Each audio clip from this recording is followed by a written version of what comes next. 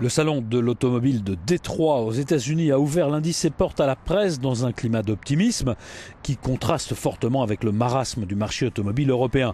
À Détroit, General Motors présente la 7e version de sa Chevrolet Corvette et même si le numéro 1 américain a perdu sa place de numéro 1 mondial en 2012 au profit du japonais Toyota, l'année 2012 a été très positive pour le marché automobile aux États-Unis avec une progression des ventes de voitures neuves de 13,4%. Ce résultat exceptionnel ne devrait pas se renouveler en 2013, même si la tendance à la hausse doit perdurer. Ce qu'on a vu au cours des 3 ou 4 dernières années est une résurgence progressive des énergies et de l'excitation.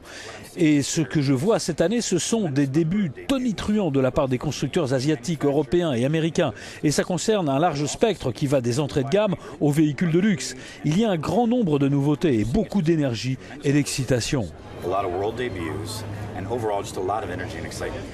Les prévisions 2013 pour les ventes placent toujours la Chine largement en tête dans le monde avec une progression de plus de 10% des ventes sur le marché chinois à 20,6 millions de véhicules. En Europe, nouvelle baisse à 17,8 millions de véhicules vendus alors que le marché américain sera toujours en croissance d'après cette prévision avec 15,1 millions de véhicules neufs.